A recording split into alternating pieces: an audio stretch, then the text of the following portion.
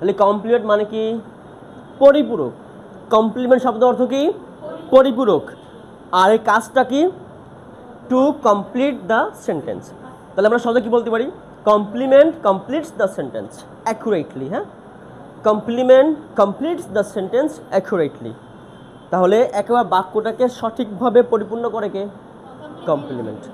Complement অবশ্যই পরিপূর্ণ করে। এবার দেখেন, আমি জাস্ট 3টা বাক্য লিখবো, 3টা বাক্য লিখতে বুঝতে পারবেন।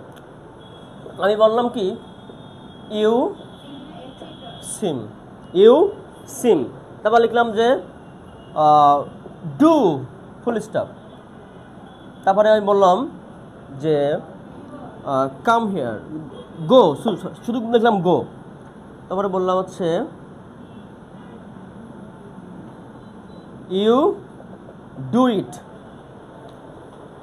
দেখেন, ইউ ডু ইট। তাহলে লিখলাম উই মেড হিম। তারপর লিখলাম হচ্ছে ইউ আর, ইউ কি? You are. এবার দেখেন, ভালো করে বুঝবেন, কমপ্লিমেন্টের কাজ কি? Complement completes the sentence. দেখেন, ডু, এটা কি পরিপূর্ণ হয়েছে বাক্যটা? হয় নাই।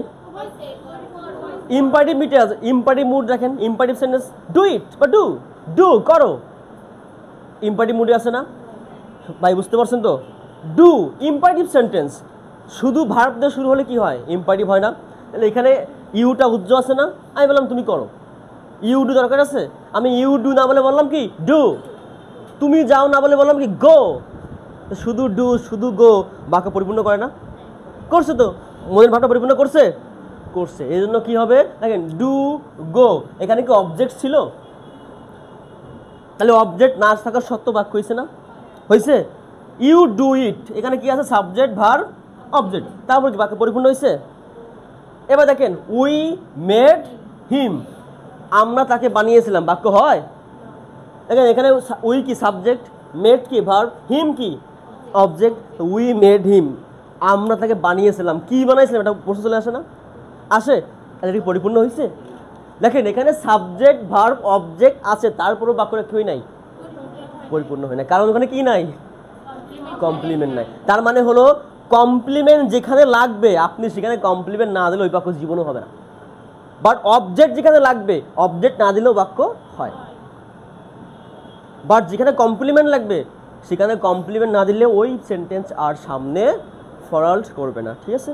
তাহলে কমপ্লিমেন্ট যেখানে লাগবে সেখানে কমপ্লিমেন্ট অবশ্যই দিতে হবে, তা নাহলে বাক্য হবে না। আর যেখানে অবজেক্ট লাগবে, অবজেক্ট না দিলেও কি হয়? বাক্য হয়। কিন্তু কমপ্লিমেন্ট যেখানে লাগবে সেখানে না দিলে বাক্য হবে না। এর মধ্যে সবাই ক্লিয়ার হচ্ছে? যেমন দেখেন, ইউ সিম, ইউ সিম মানে কি? মনে হওয়া। ইউ সিম মানে কি? তোমাকে দেখে মনে হয় বা তোকে দেখলে মনে হয়। মনে করেন আমি এখান থেকে বের হলাম, এখন মনে করেন আমার এক